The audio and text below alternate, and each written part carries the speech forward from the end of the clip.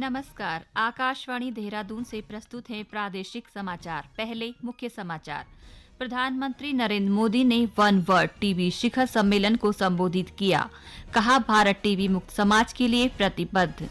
केरल के वायनाड से लोकसभा सदस्य रहे राहुल गांधी की संसद सदस्यता रद्द कर दी गई है। मुख्यमंत्री पुष्कर सिंह धामी ने आज राज्य के खिलाड़ियों को देवभूमि उत्तराखंड खेल रत्न पुरस्कार और देवभूमि उत्तराखंड द्रोणाचार्य पुरस्कार से सम्मानित किया।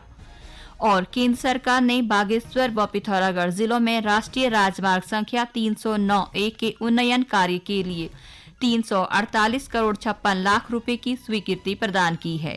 समाचारों के साथ मैं नीता कांडपाल। अब समाचार विस्तार से।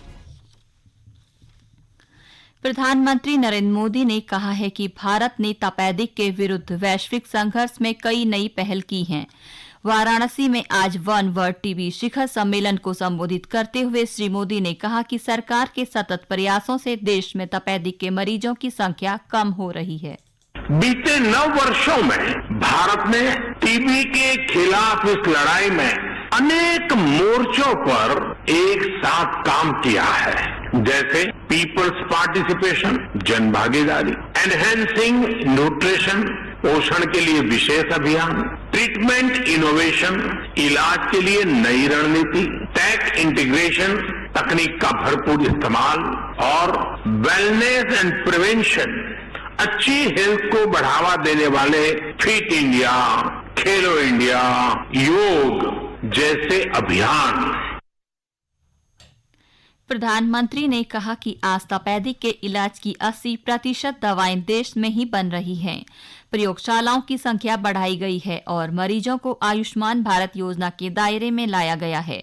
श्री मोदी ने कहा कि कई कार्यक्रमों के अंतर्गत करीब 75 लाख तपेदिक मरीजों के खातों में 2000 करोड़ से अधिक रुपये भेजे गए हैं। वहीं इस कार्यक्रम में उत्तराखंड के राज्यपाल गुरमीत सिंह ने भी वर्चुअली प्रतिभाग किया। उन्होंने कहा कि हमें इस चुनौती को स्वीकार करते हुए प्रत्येक टीबी रोगी का निक्षय मित्र बनकर उसके इलाज पोषण में सहयोग करना होगा। इससे हमारा प्रदेश टीबी मुक्त होगा। केरल के वायनाड से लोकसभा सदस्य रहे राहुल गांधी की संसद सदस्यता रद्द कर दी गई है। लोकसभा सचिवालय की ओर से आज जारी अधिसूचना के अनुसार संविधान के अनुच्छेद 102 और जन प्रतिनिधित्व कानून की धारा 8 के तहत राहुल गांधी की सदस्यता समाप्त की गई है। राहुल गांधी को गुजरात के सूरत की अदालत ने गुरुवार को एक मामले में दोषी ठहराते हुए 2 साल की सजा सुनाई। इसके बाद लोकसभा सचिवालय ने उनकी सदस्यता रद्द करने का फैसला किया, जो 23 मार्च 2023 से प्रभावी हो गई है। अब सुनिए आकाशवाणी के लोकप्रिय कार्यक्रम प्रधानमंत्री की मन की बात पर आधारित विशेष श्रृंखला। आज की कड़ी का विषय है भारत में पर्यटन।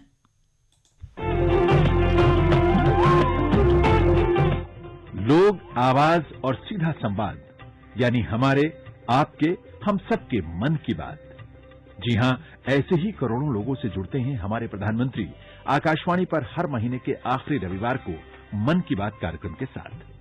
3 अक्टूबर 2014 को शुरू हुआ ये सिलसिला इस बार अप्रैल में अपनी 100वीं कड़ी के साथ जारी रहेगा।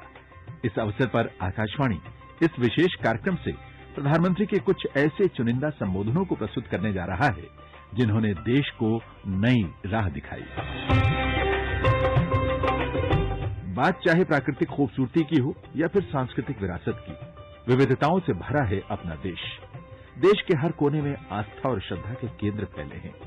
ऐतिहासिक महलों, सांस्कृतिक रचनाओं और वास्तुकला के अद्भुत नमूनों से भी भरा है ये देश। ऐसे में देश में खूब सैलानी आने चाहिए, लेकिन दुनिया में सबसे ज्यादा विदेशी पर्यटक लुभाने का रिकॉर्ड फ्रांस के नाम है। सैलानी चाहे देशी हो या विदेशी, उसका हर कदम अर्थव्यवस्था को नई गति देता है। शायद यही वजह है कि प्रधानमंत्री ने 27 मार्च 2016 को दिए संदेश में पर्यटन को बढ़ावा देने पर जोर दिया। टूरिज्म के द्वारा बहुत रोजगार की संभावना है। विश्व की तुलना में भारत टूरिज्म में भी बहुत पीछे है, लेकिन हम 125 करोड़ देशवासी हम तय करें कि हमें अपने टूरिज्म को बल देना है, तो हम दुनिया को आकर्षित कर सकते हैं। विश्व के टूरिज्म के बहुत बड़े हिस्से को हम हमारी ओर आकर्षित कर सकते हैं और हमारे देश के करोड़ों करोड़ों नौजवानों को नए रोजगार के अवसर उपलब्ध करा सकते हैं।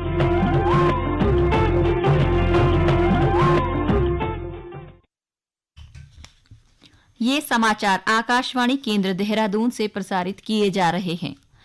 मुख्यमंत्री पुष्कर सिंह धामी ने आज देहरादून में वर्ष 2019-20 के लिए बैडमिंटन खिलाड़ी लक्ष्य सेन, वर्ष 2020-21 के लिए एथलेटिक्स खिलाड़ी चंदन सिंह को देवभूमि उत्तराखंड खेल रत्न पुरस्कार से सम्मानित किया।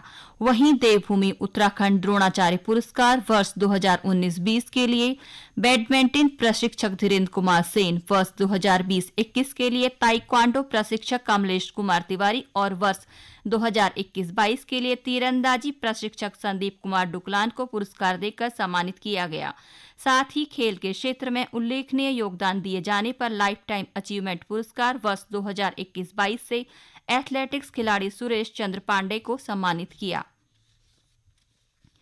केंद्र सरकार ने बागेश्वर और पिथौरागढ़ जिलों में राष्ट्रीय राजमार्ग संख्या 309A पर उदियारी मोड़ से कांडा खंड के 2 लेन विन्यास के पुनर्वास और उन्नयन कार्य के लिए राष्ट्रीय राजमार्ग कार्यालय वार्षिक योजना 2022-23 के तहत 348 करोड़ 56 लाख की लागत की स्वीकृति दी गई है।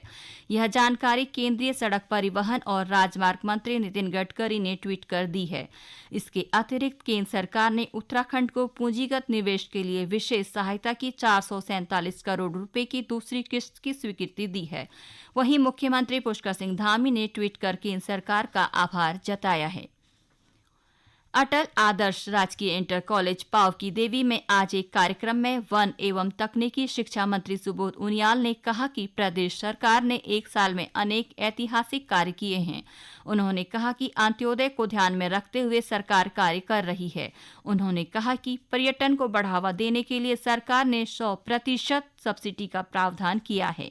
नीति लेके हम आए हैं जिस पर्यटन नीति में 100% कैपिटल सब्सिडी देने का प्रावधान है। 100% कैपिटल सब्सिडी देने का मतलब हमारे राज्य में हजारों करोड़ का निवेश आने की संभावना बढ़ेगी और दूसरी तरफ हमारा नौजवान भी इस पर्यटन नीति से स्वयं को लाभान्वित करके एक व्यवसाय के रूप में अपने को स्थापित कर सके। कृषि के क्षेत्र में किस तरह एग्रीकल्चर सेक्टर को मजबूत किया जाएगा।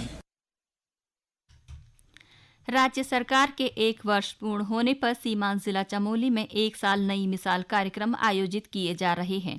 इसके अंतर्गत जनसेवा थीम के तहत स्वास्थ्य मंत्री डॉक्टर धन सिंह रावत ने महिला बेस अस्पताल सिमली के नवनिर्मित भवन का लोकार्पण किया। स्वास्थ्य मंत्री ने रोजगार मेले के तहत 35 महिलाओं को ANM यानी कि सहायक नर्स के रूप में नियुक्ति पत्र भी प्रदान किए। वहीं चंपावत जिले के लोहाघाट में बहुउद्देशीय और चिकित्सा शिविर का आयोजन किया गया। जिला प्रशासन द्वारा स्थानीय लोगों को राज्य सरकार की विभिन्न जन कल्याणकारी योजनाओं की जानकारी दी गई। इस मौके पर विभिन्न प्रमाण पत्र भी बनाए गए। चैत्र नवरात्रि का आज तीसरा दिन है और इस दिन मां दुर्गा के तीसरे स्वरूप चंद्रघंटा की पूजा की जाती है। देवी भागवत पुराण के अनुसार मां दुर्गा का यह स्वरूप परम शांतिदायक और कल्याणकारी है। इनके मस्तक में घंटे के आकार का अर्धचंद्र है, इसी कारण देवी का नाम चंद्रघंटा पड़ा है।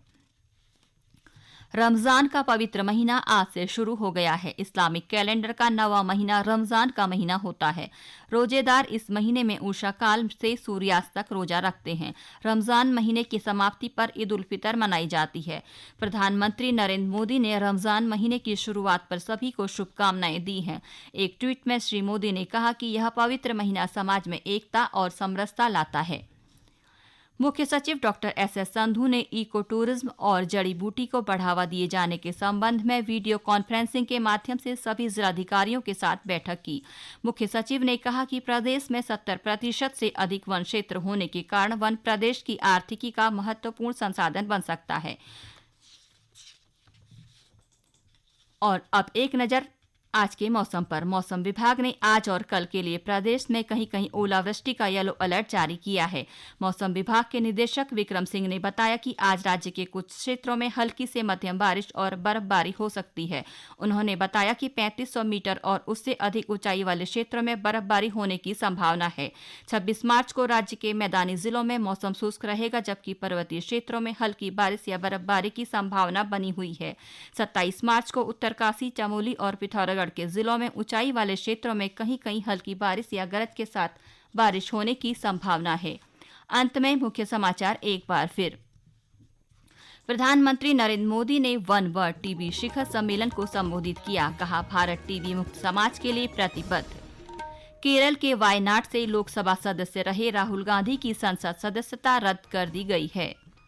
मुख्यमंत्री पुष्कर सिंह धामी ने आज राज्य के खिलाड़ियों को देवभूमि उत्तराखंड खेल रत्न पुरस्कार और देवभूमि उत्तराखंड द्रोणाचार्य पुरस्कार से सम्मानित किया और केंद्र सरकार ने बागेश्वर व पिथौरागढ़ जिलों में राष्ट्रीय राजमार्ग संख्या 309(1) के उन्नयन कार्य के लिए 348 करोड़ 56 लाख रुपए की स्वीकृति प्रदान की है। इसी के साथ प्रादेशिक समाचार का ये बुलेटिन समाप्त हुआ। नमस्कार।